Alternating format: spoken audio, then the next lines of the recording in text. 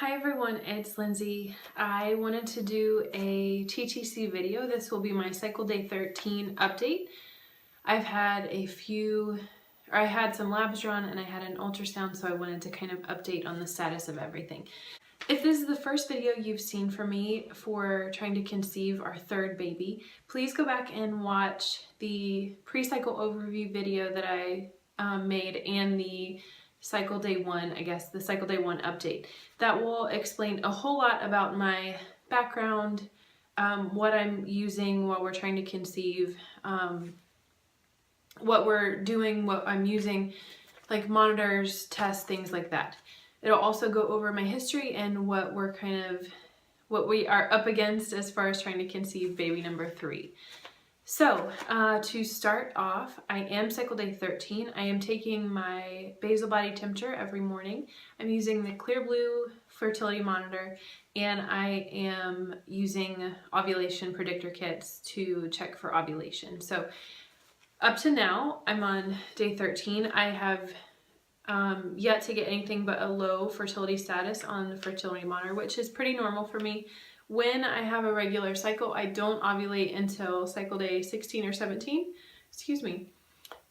So it's not abnormal to not have anything other than low at this point. I do expect this cycle to be much longer than normal just because it is my first cycle after having my son.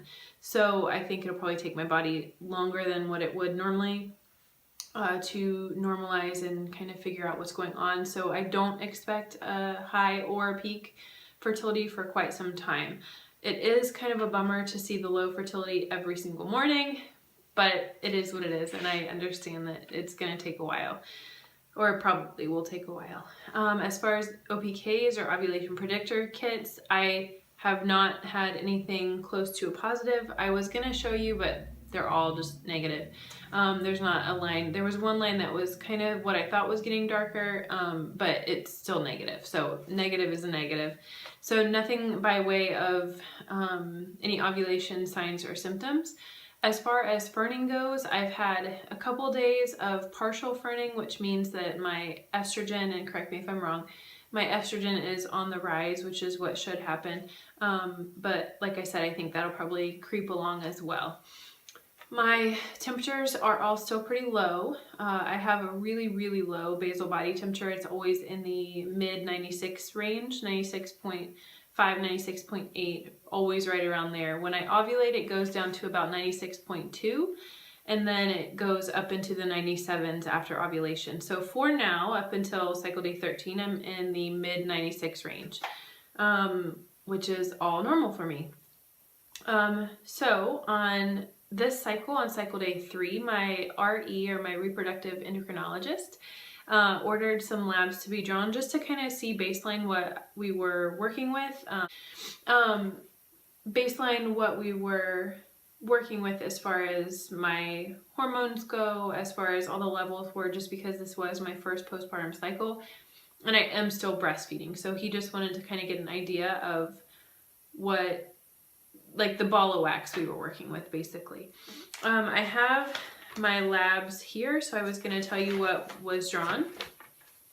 So we did a fasting glucose, which was normal. I will say that all of my lab values were in the completely normal range, and I'll go into depth more if there's one that stands out. My TSH and all of my thyroid levels were completely normal, so I'm not going to go into those further. My midwife was kind of worried about a thyroid level when I hadn't got my period. It's just one of the first things that you think of, but everything was completely appropriate. My estrogen was exactly what it should be. It was a teeny bit low, which is normal for being my first cycle, but not out of normal range. Then I had my FSH, which was 5.37. So it says for the follicular phase, which is what cycle day 3 was, it could be anywhere from 3.5 to 12.5. So the fact that it was on the lower end was actually really encouraging, and basically is a good indicator of my ovarian reserve, that I have a great ovarian reserve. My luteinizing hormone was nice and low, which is what it should be. My progesterone was right in the mid-range. of where it should be for a follicular phase. My prolactin, which was very important since I'm still breastfeeding Cooper, was in the normal range and on the lower end, so that was good. And then there were 2 labs that were taken that are not resulted yet, and that was, and my testosterone was completely normal. My AMH, which is another indicator of ovarian reserve, and my androsterone have yet to result. So those are I'm still awaiting the results from those 2 tests. But everything else was normal or on the low end, which is ideal for trying to conceive, with the exception of the estrogen, which is a little bit low, but that's expected for my first cycle, and it will be on the rise as my cycle goes. So my RE was super impressed with my lab results. He said that everything looked good. He wasn't worried about anything at all. He said that he was very enthused by the results that I got, so that was really good. So today on cycle day 13, I had a transvaginal ultrasound scheduled to check my uterine lining and my follicles to see if we could see if my body was kind of making a dominant follicle or if it was kind of just putzing around. And there was actually 2 what seemed to be dominant follicles, one from the left side and one from the right side. They were both around 9 to 11 millimeters, depending on the measurements that he got, but they were all right around 9 to 11 millimeters, which is nowhere close to what they need to be to be close to ovulation. For that, they need to be between 18 and 27 millimeters. But the fact that there were some that were showing signs of being the dominant follicle was really reassuring. And like I said, it might take my body a little bit longer to figure out what its normal is. He was not worried at all. He said that everything looked good, and it was actually impressive that there was one on each side that seemed to be coming up and like maturing it appropriately. So that was good. If you know my background, you know that I do not have a right fallopian tube because of an ectopic pregnancy in 2010. So the fact that I have a dominant follicle, or the bigger follicle on the right side, was a little, I guess, sad, because the chances of getting a pregnancy from a follicle on the opposite side of where my fallopian tube is not likely. It's not impossible, it's just not likely. So I wish the follicle would have been on my left side. That would have been more encouraging, but it's okay. I'm not depressed or anything. As far as my lining looked good. It was nice and thick. He didn't measure it, but he said that it was absolutely appropriate for, where I was in my cycle. So the next step will be I will just continue to use my fertility monitor and OPKs and take my temperature in the morning, and hopefully within the next week or so, I will show signs of ovulation and actually ovulate on my own. And then on cycle day 21, as long as I've already ovulated, he wanted to check my progesterone levels and do another transvaginal ultrasound to see if I had actually ovulated by checking the follicles. So that is the update as far as his plan. So because I am down a fallopian tube, most likely it'll basically be like we can try to get pregnant every other month. We can try every month, and there's always a chance, like I said, but the chance is slim that we will have a pregnancy from the right ovary. So any follicle my right ovary produces is likely not to be fertilized, just because it has to be sucked up by the left fallopian tube, and it's just not likely.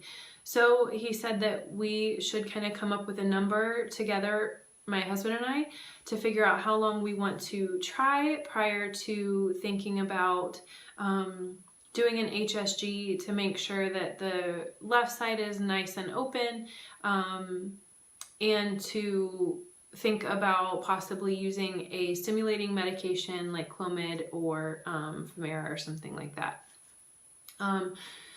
So we've talked briefly about it. Both of us definitely just want to see my cycle regulate on its own, just because this is my first cycle. We both want to give my body and nature a chance to do what it's supposed to do and kind of figure itself out before we start throwing extra things at it.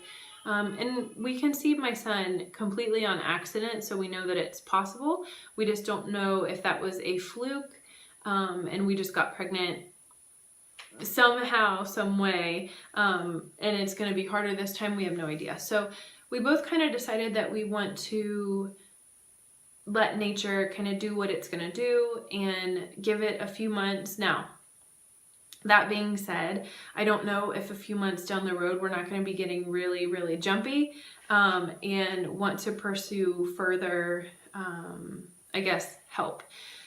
Some people might have the question, why would an RE be trying to help already? And it's just because I am technically a fertility patient because I have reduced fertility based on my fallopian tube being removed. And so that already, it pre-qualifies me basically to be a fertility patient. And obviously I work with him and he's a super wonderful doctor. And so he was down to just see me and get like a baseline. And so all the stuff we've done so far is really not very invasive. It's not helping us at all, and except for telling us kind of what's going on with my body. We have not stimulated anything. We don't plan on doing any procedures at this point. But that is why an RE has been involved, because I am technically a fertility patient. So that is to clear up that question. As far as everything else goes, my husband and I have kind of talked, and he's been on trying to wean basically on his own. He hasn't asked to nurse in months. It's always me asking him, because I wanted for sure to get to a year nursing, and I just always ask him just because I want to continue breastfeeding. But I have now stopped pumping at work, so I haven't pumped at work in 2 days. And he did not want to nurse on the opposite side last night, so he only nursed on one side. So the stimulation on my breast is very, very reduced. We both kind of feel like he's probably on his way to weaning, which is really sad for my mama heart. My daughter had a much stronger bond with breastfeeding, and so she breastfed a lot longer than he has. I have to remember in my head that he is a separate kid, and the whole goal is for him to wean on his own, and he's basically doing that. So because that kind of ties into our fertility and I'm trying not to be sad about him being done breastfeeding. I have milk stored and frozen for him from way back in May still. We have a full deep freezer, or like a 2/3 full deep freezer of milk. So he's not going to be without breast milk. He'll just be without nursing if he does decide to stop on his own. So that is kind of that status, but I think that's about it. I have had a few changes to indicate that something might be happening by way of getting closer to ovulation. For those of you who are familiar with checking your cervical position, I've been checking that, and that has been a little telling in that it's moving further up and getting a little bit softer, so that's encouraging. And also my cervical mucus has changed a little bit and is getting more and more stretchy and more clear. So I tend to have long periods of fertile cervical mucus before I actually ovulate, so that's probably what's happening. I'll have fertile cervical mucus for a week before I actually ovulate. So I'm not expecting anything tomorrow, but I am starting to have signs and symptoms that it's coming.